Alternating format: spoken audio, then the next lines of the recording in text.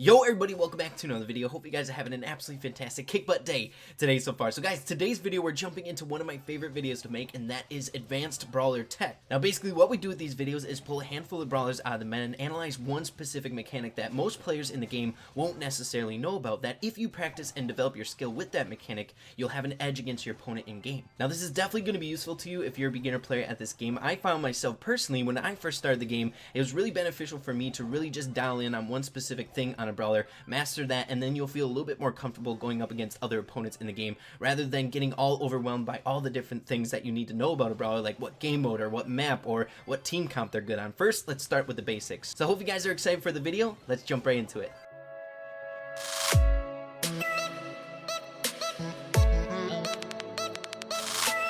So the very first mechanic that we're going to be taking a look at is with my man Bo, and the cool thing is he's a brawler that you can get by unlocking on your trophy road at 3,000 trophies, so this should be applicable to most of you guys if you're just beginning the game. Now the special mechanic or the tech that we're going to be taking a look at that Bo has is by far my favorite one that we're going to be covering in today's video. Now if you take a look at his basic tech, it's very unique compared to all the rest of the brawlers in the game except one, and that is the newest brawler that was just added to the game, Leon. So if you take a look at the attack patterns from most of the brawlers in the game, they're going to be shooting in one individual path. However, Bo's is more in a spread out fashion because he doesn't shoot it all at once. He shoots it at one angle and then another angle and then another angle. Now this is super good for area of effect damage or dealing out damage to multiple units at one time. So game modes where this really comes into play is like gem grab, brawl ball, heist, game modes where brawlers are going to be spread out across the map. Now a special mechanic allows him to have more shot direction, being able to either make it a little bit more wide, a little bit narrow, or keeping it the same, giving him a little bit more options when he's facing other opponents fitting specific situations.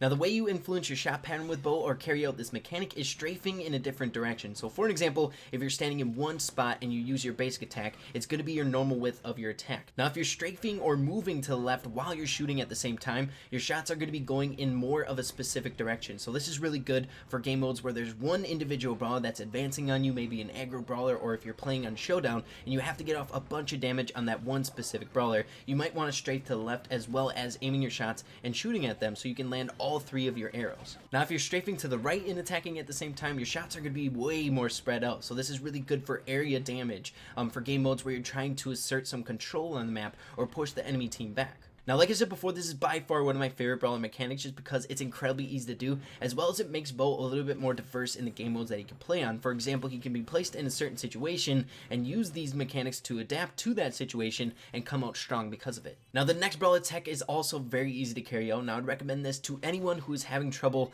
lining up their shot with skill shot brawlers such as Piper, Brock, or Penny. Now what I like to call this mechanic is wall peeking. So basically if you're on a wide open map, say on Bounty, and you're using a skill shot brawler, and we'll use Piper for an example. So what you want to do is stay securely or safely behind a wall, go around the wall for a split second, hit your auto aim, or if you feel comfortable enough, actually line up your shots with your manual aim and then retreat back to safety behind the wall. Now this mechanic is very easy to use, and I don't see a lot of people using it. I think it's very effective, especially at a little bit lower of a trophy range, because it's super good for getting off damage as well as staying safe at the same time. Because there's one thing that you want to avoid in Brawl Stars at all costs, and that is dying. If you die, you are forced to respawn back and you're wasting time for your team going 2 against 3, which is never a good thing. Now this is definitely also a very good option for you if you don't feel comfortable dodging shots. If you find yourself in matches getting pegged by a bunch of skill shot brawlers like Brocks or Pipers and you can't dodge them, try going behind a wall, going out really quick, shooting, and then going back behind the wall so you're staying safe and dishing out damage at the same time. Now the next mechanic that we're going to be going over is dribbling in Brawl Ball, and it's a very useful skill for you guys to get down if you're trying to get better at the game mode. Now what dribbling allows you to do is cover more ground in a short amount of time when you have the ball in your possession, which is why these 3 brawlers are insanely good at the ball scorer role. Now the first brawler who can do this, and I think he's my favorite one just because he's new to the party of the dribblers ever since he got his brawler rework in this last update, and that is Daryl. Now all you need to do with this is his super. That's all you need. It's very simple. So the way you want to carry out this mechanic with Daryl is once you have the ball in your possession, you think you have an opening to score the goal, or if there's just an opening on the map in general, you want to kick the ball forward in a position that you can super up and catch it again so that you can cover that whole entire ground that you supered. Now, since Daryl gets his super very often now, he gets his super recharged in 20 seconds by itself. He doesn't have to deal damage or anything like that. He can do this multiple times a game, which makes him a very, very good ball scorer. So I'd recommend practicing with him, and I think this is probably one of the most simplest brawlers to do it with. So I'd start practicing with him and try to get down the ball scoring role because it can be incredibly fun. So the next brawler who can do this mechanic is El Primo, and I think he's a little bit more difficult to do it with than Daryl, just because his super length is a bit further than one kick of the ball, so you have to actually line it up where the ball is actually going to be, where Daryl's is like a perfect distance to one kick of the ball. So much like Daryl's, all you have to do is kick the ball up in a direction that you want to go on the map, and then super up to the ball, land on top of it, and then collect it again, and then continue going up the map. Now, Primo has a benefit to his super because his clears environment. Now, the majority of the Brawl Ball maps have a wall in front of the goal, which El Primo is super good at getting through with his super, so all you have to do, or a good strategy with El Primo's dribbling, is kick the ball forward at the wall that's covering the goal, use your super to break the wall, and then shoot the ball in. The team that you're going up against usually won't expect it, and it's a very good strategy for Primo as the ball scorer. Now, the last brawler who can dribble the ball very well in Brawl Ball, and he's by far one of the best ball scorers in the entire game, is none other than Mortis. Now, Mortis is exceptionally well at this, however, he's very difficult to do it and takes some sort of skill. Now, there's two different ways that you're able to dribble the ball with Mortis. Now, the first way is definitely the easiest of the two, and I'd recommend anyone who's trying to get a little bit better with Mortis as the ball carrier in Brawl Ball to start with this one. So basically, all you have to do is kick the ball in the direction that you're trying to move the ball, and then dash up to the ball twice, collect the ball, and then continue doing that if you have enough ammo for the second one. Now, the second method is much harder than the first, and it takes a very long time to get good at it, but basically what you have to do is kick the ball forward once, and in a split second, you have to dash up to the ball and catch it with one swipe. Now, normally, if you're not quick enough, you're not going to be able to catch the ball again, so there's a way that you can do it a little bit easier. So the best way to do it when you have the ball in your possession as Mortis is aim your shot in the direction that you want to go, and don't take your finger off of it until you actually want to move the ball. Once you want to move the ball in the direction that you have it aimed at, then release your finger and immediately swipe in the same exact direction that the ball was just kicked. This is the easiest way to do it right away in the beginning, but once you get a little bit better at it, you'll just be able to double swipe in the same exact direction instead of holding the trigger down, letting go, and then swiping up. Now, I've talked to several pro players in the Brawl Stars community asking them how to get a little bit better at dribbling with Mortis, because in my opinion, Mortis is by far the best ball scorer in the entire game, and it always comes down to practice. And the best method is jumping into a friendly battle with your friends, be Mortis, and just practice the techniques with Mortis. Try to score goals against your friends, and that's going to make you much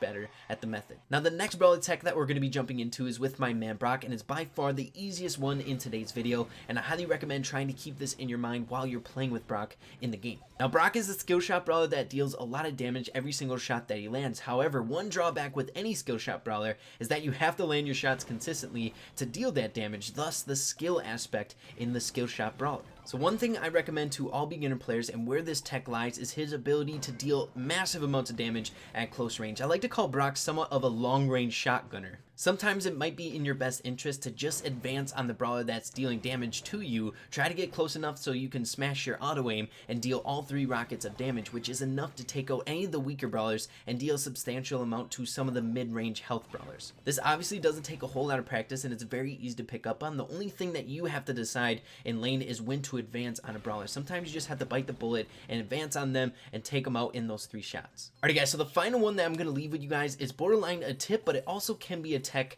as well, and that is counting the other player's shots that are coming at you. If you didn't know, there's some brawlers that take a really long time to reload, so it's important to understand how many shots that brawler has before you advance in. If the brawler shoots off all 3 shots at you, spamming their auto aim, you know that's a free window for you to advance in on that brawler and try to take them out. Now, there's something that you can do in order to bait out their shots in order to open up that window so that they waste their ammo so that you can go in and advance. So I'll give you a hypothetical situation. So say you're going up against a Piper, she has a relatively low reload speed, and you're playing as Brock. I would recommend start wall peeking, go behind a wall, start jutting out so that they try to take a shot at you and go straight back, or keep mimicking the same situation so that they constantly keep firing in shots and you know they're wasting shots. Now, if you're lucky enough that that Piper shot off all 3 of their shots from you baiting them successfully, you have the open window to advance even if you're pretty far away. Because it takes a while for Piper to reload, 1 shot of damage isn't going to be enough to kill you. So then once you get inside, then you can do those 3-round bursts and kill her really quickly. Now, another thing you can do in order to bait out some of the shots if they're using auto aim is make sure to run horizontal to them.